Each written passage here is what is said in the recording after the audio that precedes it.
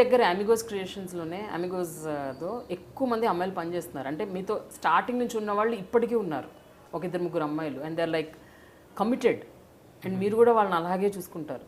జనరల్గా any production హౌస్లో అంటే ఇప్పటి వరకు స్టార్టింగ్ నుంచి ఇప్పటి వరకు ఒక 15 ఏళ్ళు 20 ఏళ్ళు ఒకే ప్రొడక్షన్ హౌస్లో ఒక అమ్మాయిలు అలాగే స్టిక్ ఆన్ అవ్వడం నేనైతే చూడలేదు. మరి I haven't heard about it also. Fundamental అదేం పెద్ద నాకు I don't treat them extra, but I don't treat them any lesser also.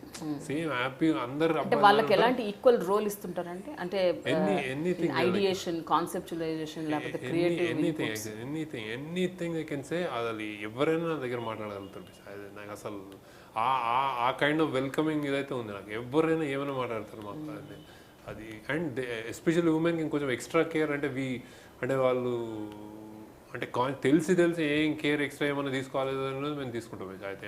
I definitely. And నేననే కాదు, అంటే నేను మేబీ అంటే even if I'm not there వాళ్ళు మా అసిస్టెంట్స్ వేరే అసిస్టెంట్ తోటి ఇంటరాక్షన్ కూడా అలానే ఉంటుంది. Basically they are absolutely comfortable. That much ఆ comfort and that kind of ఇది ఉంటుంది కదా, అదైతే ఇస్తాం అన్నమాట. బట్ ఏంటి, వాట్ ఈస్ ద రీజన్ అండి ఎక్కువ మంది అమ్మాయిలని టీంలో పెట్టుకోవడానికి మెయిన్ రీజన్ ఏంటి?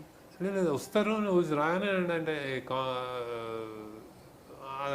ఫిల్మ్ మేకింగ్ లో కంఫర్ట్ లెవెల్స్ ఉంటాయన్నా ఏంటి, లేకపోతే హీరోయిన్స్ తో కొంచెం ఈజ్ ఉంటుందన్నా?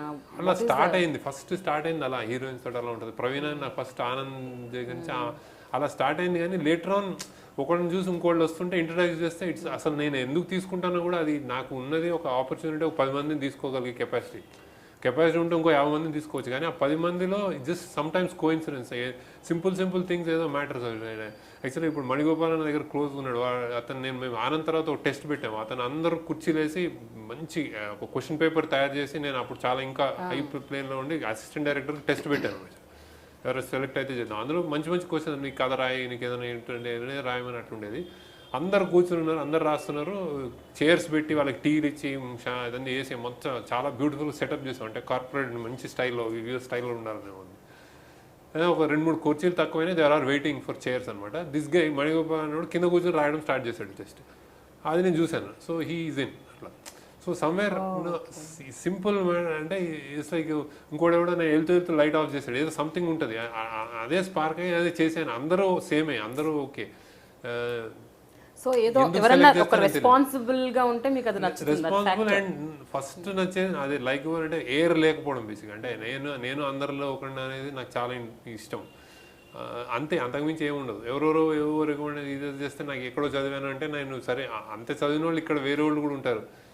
ఇట్స్ టైమింగ్ కూడా నేను కొంతమంది తీసుకోలేకపోతాను కూడా. చాలా ఇంతకంటే మంచి వాళ్ళు నేను వదిలేసి ఉండొచ్చు కూడా. అదే humanly not possible. You cannot judge a person in film.